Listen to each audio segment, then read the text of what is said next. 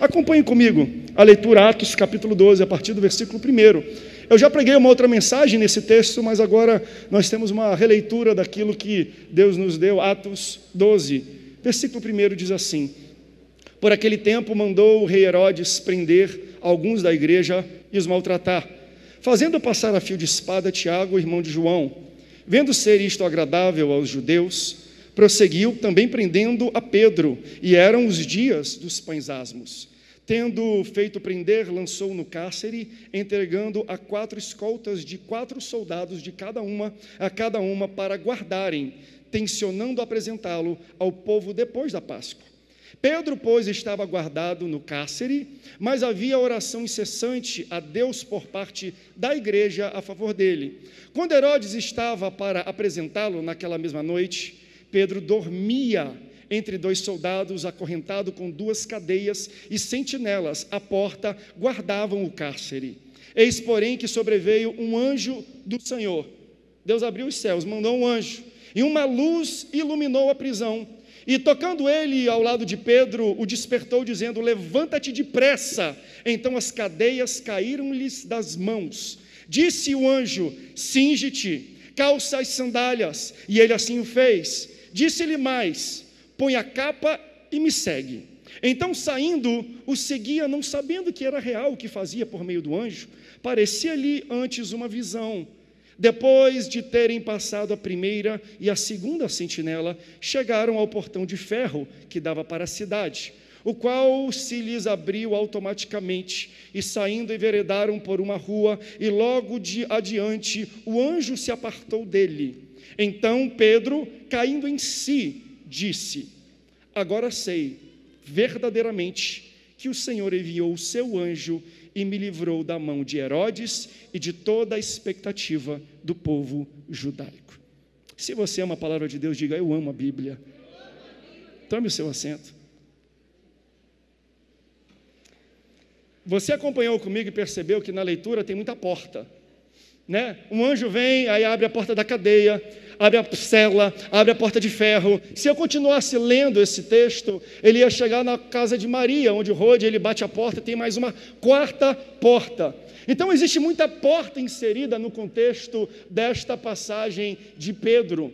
E eu acho interessante que portas fechadas, é óbvio que apontam para enclausuramento, para lugares fechados, para prisão, para reclusão. Porém, quais são as portas que realmente nos aprisionam? Quais são as barreiras que realmente nos seguram de progredir e alcançar aquilo que Deus tem preparado para cada um de nós, o romper, o crescer que Ele espera da gente? O que é que realmente segura a gente? São portas físicas? São pessoas negativas, estruturas que não me deixam crescer, seja na empresa, seja na igreja, no ministério, onde é que é? Será que são realmente essas portas fechadas que me impedem e me seguram de romper e alcançar o nível que Deus espera que eu alcance?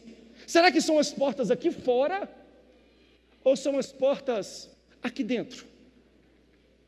Eu digo isso porque na Bíblia o que mais tem é Deus levantando gente para falar sobre, não portas que estão externas, fechadas, ou através de pessoas, mas portas que nós fechamos dentro da nossa cabeça. É dentro da nossa mente que existe uma grande guerra de porta aberta e fechada, e às vezes a gente atribui a fatores externos aquilo que a gente está vivendo dentro da nossa vida. O profeta Isaías, no Antigo Testamento, já falava um pouco sobre isso. Isaías capítulo 43, olha o que diz: não vos lembreis das coisas passadas, nem considerais as antigas. Eis que eu faço uma coisa nova, agora está saindo à luz, porventura não percebeis? Eis que porei um caminho no deserto e rios no ermo. Deus levanta um profeta do Antigo Testamento. E entenda você que profeta, ele remete para o futuro. Eu não vou chegar aqui como profeta na sua vida e dizer assim: o seu ano de 95 será o melhor ano da sua vida. 2020 vai ser um ano espetacular para você. Eu não profetizo de coisas do passado, porque profetas não falam acerca de coisas do passado. Deus levanta profetas para falar acerca de coisas do futuro. Mas aqui eu vejo Deus levantando Isaías para tratar situações do passado. Ele está falando: ei, esquece as coisas que passaram. Não considereis as coisas antigas, porque as coisas que às vezes nos seguram de romper, de crescer, de multiplicar, de chegar num nível a mais, de abrir uma porta, não são as barreiras, não são os gigantes, não são os enfrentamentos que estão no nosso futuro, na nossa frente. O que Isaías está falando é, o que está prendendo você são coisas do passado, coisas mal resolvidas, portas que foram trancadas lá atrás e por causa de situações lá atrás vocês não conseguem andar para frente. Davi passou por isso. Davi era muito bom em detonar e destruir e derrubar gigante, desde que o gigante estivesse na frente dele e fosse físico, mas os gigantes internos foi que derrubaram Davi. Ele não sabia lidar com os gigantes na sua mente, na sua cabeça, dentro de si, ele não sabia, estava mal resolvido com isso. Então Deus levanta Isaías para falar. Davi passa por isso, João Batista passa por isso. Entenda que João Batista, no início da sua vida, e quando eu digo início, é o pré-natal dele, e o fim da vida, ele passa por essas situações de questionamento e de portas não externas, mas internas. João Batista recebe o batismo com o Espírito Santo pré-natal. Enquanto ele está na barriga da sua mãe Isabel, ela vai falar com Maria, mãe de Jesus. Como ele ouve a voz de Maria, ele começa a pular dentro da barriga da sua mãe. A sua mãe recebe o Espírito Santo, ele é batizado com o Espírito Santo. Olha que interessante. Enquanto João Batista está preso, enclausurado na barriga da mãe dele, ele reconhece Jesus. Mas no fim da vida dele, ele está preso na prisão de Herodes. E Herodes quer cortar a sua cabeça. E ele começa a questionar Jesus. Preso na barriga da mãe, ele não questiona.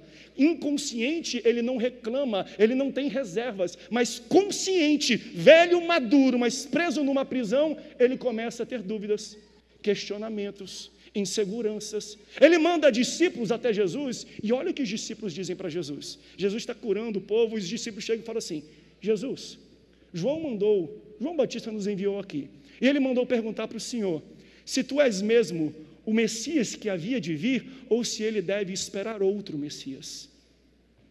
Enquanto ele é inconsciente, ele reconhece o poder de Deus. Quando ele está preso na barriga da mãe, ele sabe quem Jesus é, mas quando ele está preso numa cadeia, ele parece que perde a noção de quem Jesus é, do poder de Jesus sobrenatural dele. Aí alguém vai dizer: pastor, é claro, ele está preso, ele está numa situação de pressão, talvez ele esteja fora de si. Mas o que eu quero apresentar para você aqui de fato é: João Batista está preso muito além das algemas e da cela onde ele está colocado. As prisões que mais me preocupam na vida de João Batista, ao questionar o poder de Jesus, não é a cela física, mas são as prisões aqui de dentro. As prisões que nos fazem questionar quem Jesus é. Qual é o nosso potencial? Para que Jesus nos criou? Por que eu estou aqui? E nós começamos a ficar presos, não em prisões físicas, porque tem muita gente que está lá em Bangu 1, preso, mas entendeu que Deus enviou, Deus guardou ele, está preso, está pregando e está desempenhando o chamado dele dentro de uma prisão. Ele pode estar preso fisicamente, mas ele está liberto e livre aqui, mentalmente, na cabeça. Mas muita gente hoje vive em liberdade e não consegue romper, crescer, fluir, porque a prisão não está fora, gente. A pior prisão que existe é a prisão da mente, é a prisão da cabeça. Tanto que João Batista está preso nesta prisão. E qual é a maneira que ele sai dessa prisão? Quando ele perde a cabeça. Herodes manda arrancar a cabeça dele fora, e ele perde a sua cabeça. Similar ao texto que nós lemos.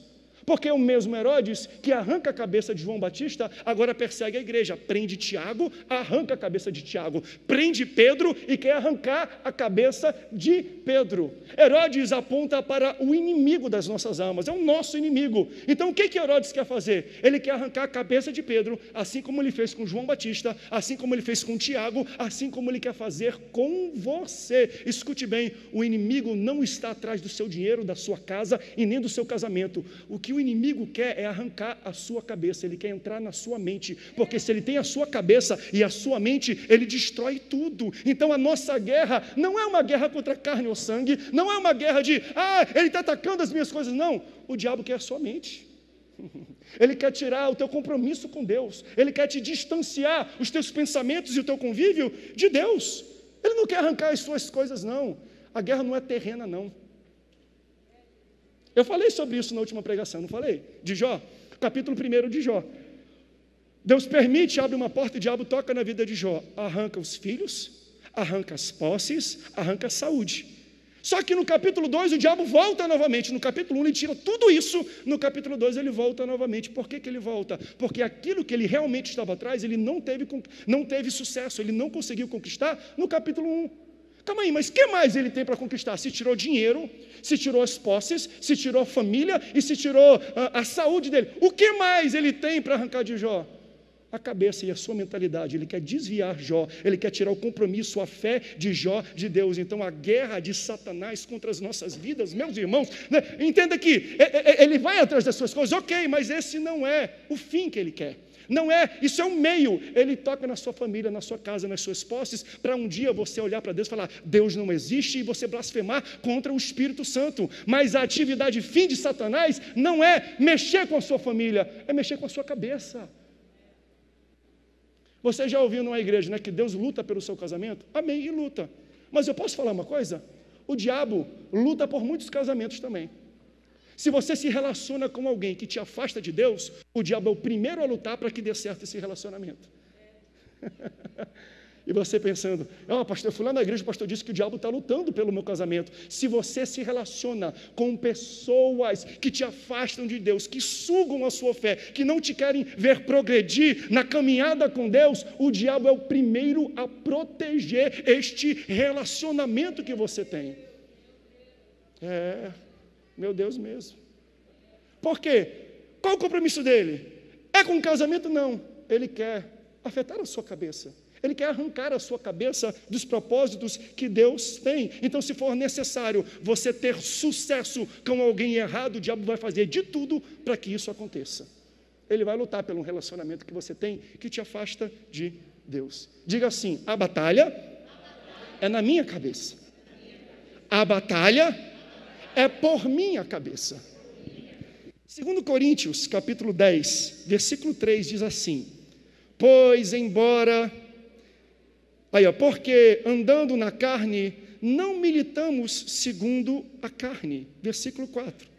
Porque as armas da nossa milícia não são carnais, mas sim poderosas em Deus para a destruição de fortalezas. Versículo 5. Destruindo os conselhos e toda a altivez que se levanta contra o conhecimento de Deus. Então, como é que a gente luta com essa arma? Levando cativo todo entendimento e obediência a Deus. Gente, a guerra de Satanás é por isso aqui, ó. A outra versão fala, levamos cativo todos os pensamentos para torná-los obedientes a Deus. É tão simbólico como Jesus é crucificado e o local onde ele é crucificado, porque antes de Jesus ser pregado numa cruz, antes de perfurarem os seus pés, as suas mãos e pendurá-lo no madeiro, a primeira coisa que os guardas fazem é pegam uma coroa de espinhos e colocam onde? Na cabeça. Depois ele carrega esse madeiro até o Gólgota, ou Golgotá, até o Calvário. Calvário e Golgotá é a mesma palavra em línguas diferentes, e elas têm um significado. Qual é o significado de Gólgota, ou de Golgotá e Calvário? Significa lugar da caveira.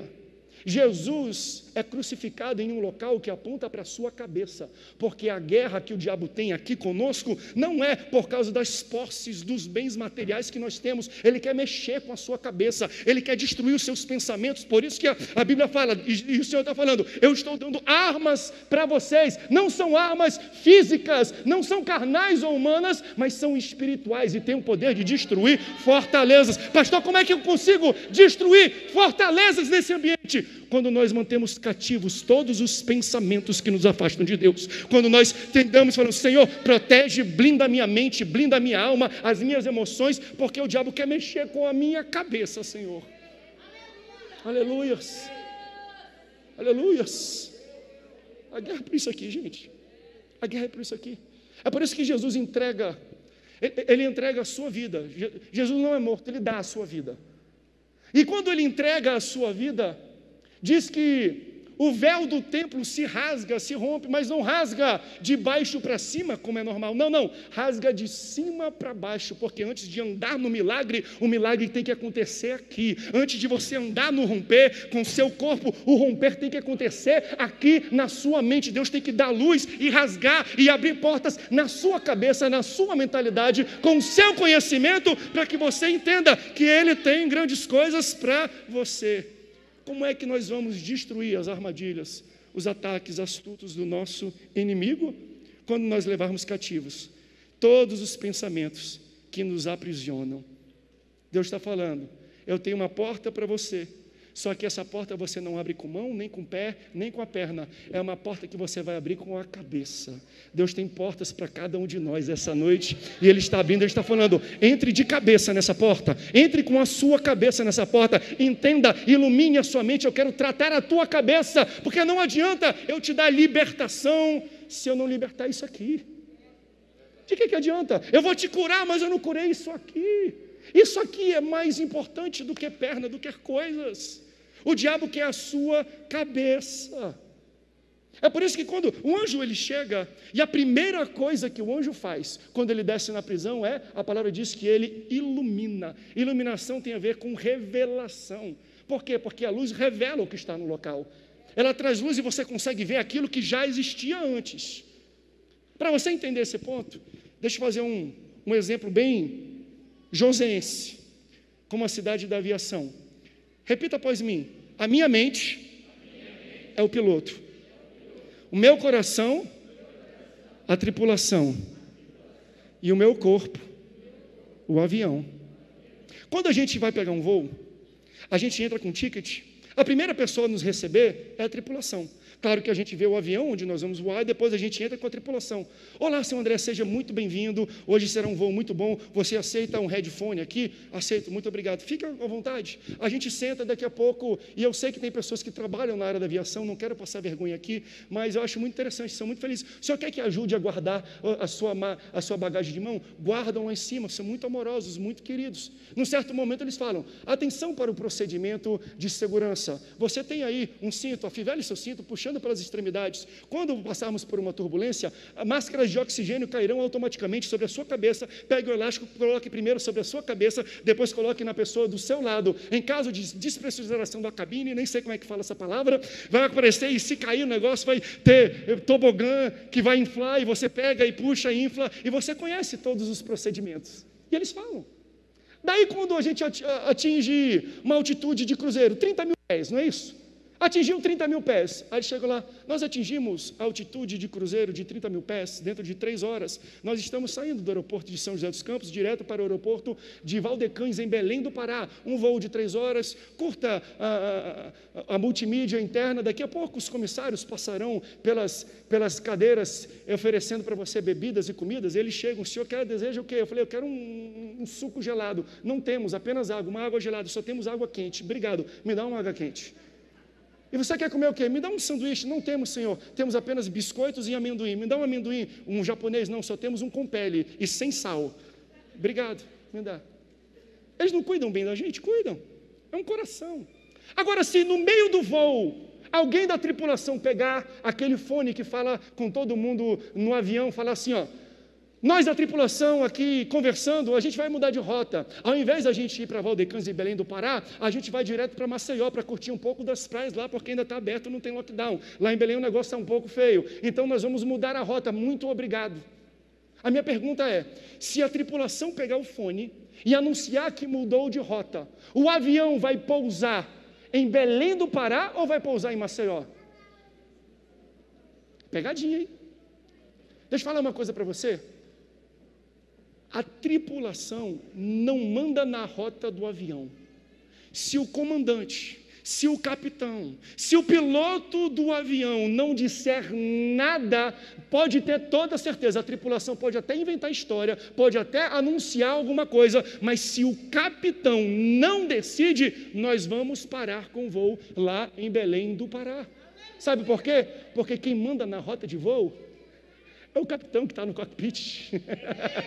A sua mente é o capitão, é ele que manda. Mas o problema é que nós atribuímos à tripulação a responsabilidade de dizer onde o voo da nossa vida vai parar, onde o nosso copo vai parar. Nós colocamos para a emoção e para o nosso coração dizer: eu não vou hoje para a igreja, eu não estou muito legal, eu não vou mais servir a Deus, eu estou baixo, eu estou com down, eu não sei o quê. Nós atribuímos e damos a responsabilidade de decidir o destino da nossa vida para a tripulação, só que a tripulação não manda, quem manda é o capitão que está lá no cockpit. Você nem vê ele, você nem fala com ele, você nem ouve a voz dele, mas para onde ele decidir, o avião vai. Eu estou falando para algumas pessoas aqui. É aqui que decide. Não decida coisas com o seu coração, com a sua emoção, porque a emoção é volátil. A emoção uma hora quer ir para Belém, outra hora quer ir para Maceió, uma hora quer pousar, outra hora quer voar. É o capitão que está no cockpit que decide o destino que você vai levar na sua vida. Por isso, a luz precisa começar aqui, é na nossa cabeça, é no cockpit. É aqui que começa o que vai iluminar o resto do corpo, a alma, o espírito, é na cabeça. Porque a luz revela o que já está lá. Quando você sair do culto, vai chegar na sua casa, você vai ligar a luz, está tudo escuro, aí você vai abrir a porta e vai ligar a luz. Quando você ligar a luz, ela vai colocar móveis lá? Não, ela vai apenas mostrar, iluminar, revelar para você o que já está lá.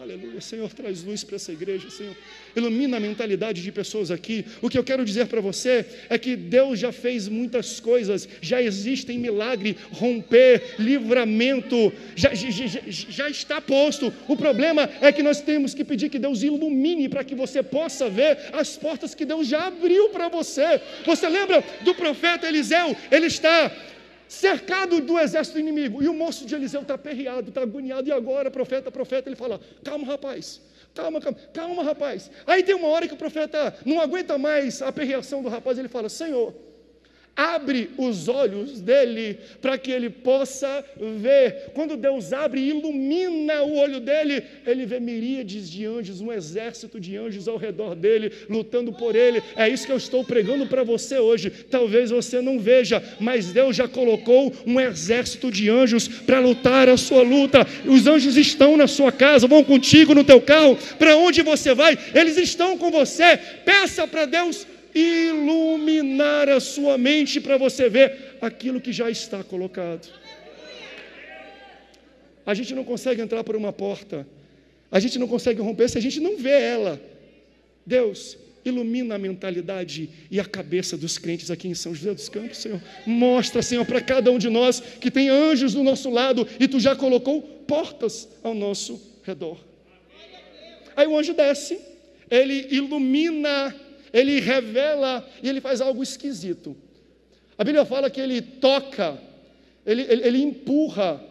Em outra versão que eu vi aqui, diz bate, incomoda Pedro. Ou seja, é interessante porque é difícil a gente entender Deus afligindo um filho seu com dor, batendo nele, empurrando ele, incomodando ele. É difícil a gente entender Deus fazendo isso. Mas esse anjo, quando desce, a palavra diz: ei, eu tenho um sono muito leve, se a minha mulher só tocar em mim eu acordo, mas ela, meu Deus, eu tenho que ser que nem esse anjo. Acorda, Nayane, eu tenho que incomodar, eu tenho que chacoalhar. Às vezes não tem esse, às vezes tem gente que tem que dar tapa na cara, você tem que machucar a pessoa, porque ela está dormindo e tem um sono muito pesado. Por que Deus faz isso? Por que o anjo o empurra, incomoda, bate em Pedro? Porque Pedro, além de estar trancado, enclausurado, confinado numa prisão, ele está amarrado, acorrentado a pessoas. E essas pessoas têm como único objetivo não deixar Pedro se mover para nada. Então entenda que ele está preso, e do lado dele, enquanto ele está preso, Deus está falando, eu estou falando sobre a mentalidade. O Espírito Santo vai falar ao seu coração: você está preso, e além de estar preso, existem pessoas do seu lado que te acorrentam ainda, porque não querem ver você se mexer, não querem ver você crescer, não querem ver você levantar e se mover. E diante de toda essa situação controversa, inconveniente, ele está confinado e amarrado por pessoas, restrito. O que ele está fazendo? Ele está dormindo. Ele ia morrer no próximo dia. Era de noite, no outro dia ele ia acordar, iam cortar a sua cabeça. Ele estava preso, acorrentado por pessoas que não deixavam ele se mover, e ele estava dormindo. Sabe por que Deus às vezes machuca a gente? Deus empurra a gente. Sabe por que Deus incomoda a gente? Porque a gente se acostuma a estar em situações que não éramos para estar. A gente está muito tranquilo, acorrentado e preso, quando não éramos para estar em situações disfuncionais na minha vida. Tem gente que está vivendo situação disfuncional aqui e está muito tranquilo, e está dormindo. Tem gente que está amarrado a pessoas que não deixam você crescer, pessoas que são âncoras, que não deixam você vir para a casa de Deus, que se distanciam de Deus, que arrancam a sua fé. Você está preso, enclausurado, ligado a essas pessoas, e você ainda está tranquilo, dormindo. É por isso que às vezes Deus incomoda a gente e cria situações desconfortáveis para dizer para você: chega disso. Você não foi feito para dormir na prisão. Você não foi feito para ficar aprisionado a essas pessoas. Então Deus machuca a gente, aflige a gente, incomoda para a gente ficar em pé e fazer alguma coisa a respeito. Por muito tempo você viveu numa situação disfuncional na sua vida, e Deus hoje te chacoalha falando: eu vou mudar o ambiente, eu vou mudar as pessoas que te acorrentam, eu vou apresentar novas amizades, novos locais. Por quê? Porque onde você está, não apenas está aprisionado, mas você está acorrentado a pessoas que querem te ver presas, não querem te ver crescer e nem te mover. Tem muito crente tranquilo com isso. Isso me incomoda. Muito crente em relacionamento que afasta ele de Deus, está aprisionado, está acorrentado a pessoas e acha que está tudo bonito, tudo lindo, está dormindo e tranquilo. Deus fala: você não foi feito para dormir na prisão, não. Você não pode se conformar, você não pode se sentir à vontade em ambientes que você não foi feito para estar. Ei, prisão, deserto é lugar de passagem, não é lugar de morada. Não durma no deserto, não durma na prisão, não acampe, não faça tenda no local onde Deus disse: é só passagem, eu vou te tirar daí. Não fique acomodado com situações disfuncionais na sua vida.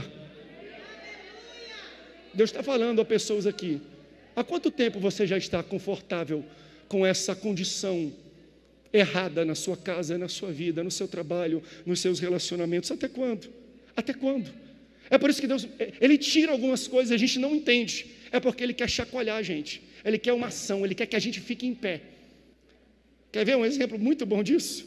Elias, ele, usado por Deus, profetiza ao rei Acabe falando: vai ter uma seca aqui nessa terra, não vai cair um pingo de água. Aí Deus, já prevendo que a seca ia ser devastadora, leva Elias até um ribeiro de águas. E nesse ribeiro de águas ele tem água à vontade para beber. Enquanto todos estão vivendo a seca, ele é alimentado e ele tem o que beber, porque Deus conduz ele para aquele local.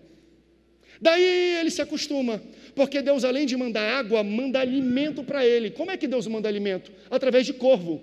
Os pássaros vão levando nos seus bicos comida, pedaços de pão para ele se alimentar. E se você ler a história, você percebe que ele fica deitado, ele fica confortável, ele fica acostumado a beber, porque tem ribeiro de água aqui, e a comer, porque a comida vem de delivery do iFood, iCorvo, que Deus manda colocar para ele. Aí sabe o que Deus faz, gente? Deus faz algo engraçado, daí. Deus seca o ribeiro. Aí, ele acorda um dia, o ribeiro de águas a qual Deus encaminhou ele para lá, seca. Calma aí, Deus, calma aí. Tu que me trouxe para cá, tu que me colocou nesse ribeiro de águas, e agora ele seca. Foi tu que abriu essa porta de emprego, Senhor, e agora isso. Foi tu, Senhor, na tua casa que eu conheci esse homem, e agora isso. Foi na casa de Deus, foi ela, Senhor, tu me enviou ela, eu abri a porta da minha casa, a porta do meu coração para ela, e agora isso. Meu Deus. Elias, sabe por quê? Porque você ficou muito confortável bebendo da água e comendo do alimento que o pássaro pode tomar. Sabe o que Deus está falando aqui para ele? Isso é lindo, isso é poderoso, porque Elias deita e ele bebe água e se alimenta e ele está acostumado e confortável com isso. Só que pássaro, gente, não consegue carregar pão no bico. A única coisa que o pássaro consegue carregar são migalhas de pão. O problema é que você se acostumou com migalhas, mas Deus está falando, eu tenho o pão inteiro. Não se acostume com migalha de relacionamento, com migalha de compaixão, com migalhas de pessoas. Você se acostumou com pouco, você está confortável com muito pouco. Eu tenho um banquete completo para você. Esse é o problema do homem, da nossa mentalidade. É que a gente se acostuma com migalhas quando Deus tem uma medida sacudida, tem uma medida recalcada, tem uma medida transbordante. Ele é o Deus do mais que necessário, mais do que grande, maior, superabundante é o nosso Deus. Não entenda, não se sinta confortável vivendo de migalhas, quando o teu Deus tem um banquete e o pão completo para você. Aleluias, aleluias. Deus está quebrando cadeia de mentalidade, de cabeça, de gente aqui que está acostumado, estava por muito tempo em uma situação disfuncional que te prendia, não apenas a um local, mas a pessoas. Deus está falando, largue disso, quebre isso, eu vou colocar pessoas na sua vida, eu vou te apresentar alguém que vem com um pão completo, eu vou te colocar em situações e em ambientes onde você não precisa mais esperar por migalhas. Deus não tem migalha para a gente. Deus não tem migalha para a gente. Deus não tem migalhas para a sua vida. Aleluia. Um anjo chega, ilumina, diz, empurra a corda e diz, levanta, fica em pé. Pedro, fica em pé. Se você esteve aqui semana passada, foi a mesma ordem que Deus deu para Jó. Olha aqui, como Deus está amarrando as mensagens aqui, que coisa bonita, porque Jó fica 30 capítulos questionando a Deus, perguntando a Deus, reclamando de Deus. Quando ele acaba, Deus fala, agora chegou a minha vez, quer ouvir o que eu tenho para ti, Jó? Quer ouvir quem eu sou para ti, Jó? Quero, Senhor! Primeiro fica de pé. Primeiro levanta. Deus me trouxe aqui, gente, para falar para vocês, levanta, porque Deus tem uma porta para você, Deus tem um romper para você, Deus tem uma bênção na sua vida, Deus tem um milagre, Deus tem uma libertação para você, mas você não entra por uma porta deitado, a não ser que você é aquele paralítico carregado pelas pessoas. Mas via de regra, Deus está falando assim, ó, levanta, porque quando eu abrir a porta, você precisa estar preparado. Se prepare para a porta que Deus já abriu para você. Quando vier um anjo iluminar, você vai entender que existem saídas, que existem acessos, que existem escadas, que existem pessoas que vão te levar, te encaminhar, te acompanhar até o propósito que Deus tem para a sua vida. Dá um glória a Deus se você recebe isso. Deus vai abrir a porta. Ele vai. Talvez Ele já abriu, mas você não vai entrar se você não estiver em pé. Prepare-se para aquilo que Deus tem para a sua vida. Prepare-se. Eita, Jesus. Prepare-se. Então, Abraão e Sara, e eu falei também isso aqui, todas as mensagens estão interconectadas. Eles vão à frente do GPS. Deus disse que ia dar filhos para eles. Eles entenderam que daria, mas eles queriam ir à frente do GPS. Tanto que Sara chega, olha, eu não posso ter filhos. Pegue Agar, a concubina, e tenha um filho com ela, para que a promessa de Deus seja feita através dela. Já que você vai ser pai de uma grande nação, você precisa ter filhos. E por causa da precipitação dele, ele fez uma burrada muito grande. Mas Deus honra a aliança que tem com Abraão. Não é porque ele errou, Deus vai abençoar também o seu filho. Não só Isaac, abençoa também Ismael. Em um certo momento, Agar e Ismael são expulsos por Abraão e por Sara da sua tenda, da sua família, da sua terra. Fala, ó, não dá mais, está aqui, ó, um pouco de água, um pouco de bebida e um pouco de alimento. Vai embora, encontre o seu rumo e tchau, tchau. A palavra de Deus fala que eles vão. E eles começam a andar no deserto, e num certo ponto a água termina. A comida e o alimento terminam. E ela que carrega o seu filho não aguenta mais ver o seu filho passando sede, passando fome. E ela percebe que o garoto está prestes a morrer, porque ele não tem do que beber, ele não tem do que comer. E no impulso de uma mãe de não querer ver o seu filho morrendo nos seus colos, olha o que Agar faz. Ela encontra um arbusto no meio do deserto. E ela coloca Ismael ali debaixo daquele arbusto, ela se distancia do menino e ela fica vendo o menino, a morte dele, até ele desfalecer. Ela se prostra e ela vê a morte diante dela e ela fica confortável com a ideia que ele vai morrer.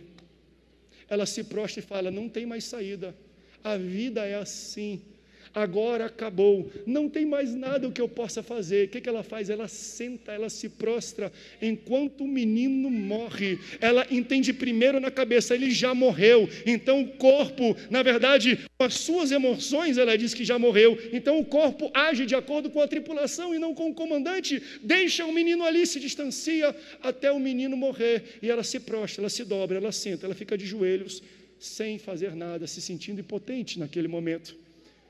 Daí um anjo de Deus aparece naquele local. Aleluia. Porque ele aparece nos piores momentos da nossa vida. Um anjo de Deus aparece e se bota para mim Gênesis capítulo 21, versículo 18 e 19. Olha o que o anjo diz, olha o que Deus diz para Agar. Agar, ergue-te, levanta. A mesma coisa que Deus fala para Jó, a mesma coisa que Deus fala para Pedro, que estava numa prisão, é o que ele fala para Agar. Agar, eu tenho uma porta de saída, mas primeiro levanta-te, pega o menino pela mão, porque dele farei uma grande nação. Agora olha o que é bonito, olha o que é bonito, bota o próximo versículo, está aí, ó. E abriu-lhe Deus os olhos, e viu um poço de água. Entenda. O poço já estava lá,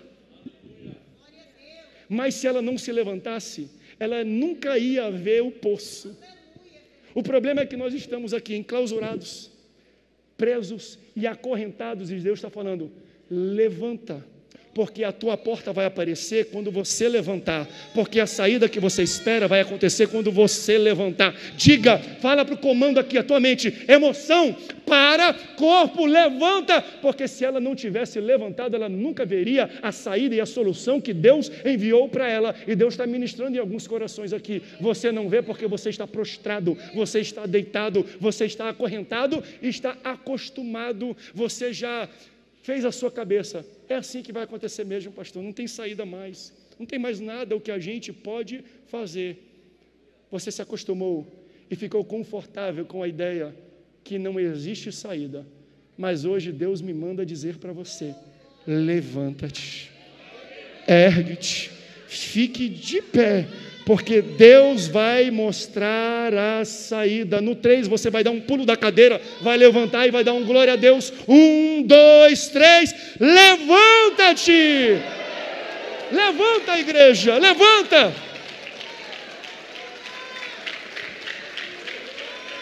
A palavra diz assim, ó: enquanto Pedro levantou, as suas cadeias caíam dos seus braços, das suas pernas e da sua mão. Fique de pé, eu já estou terminando.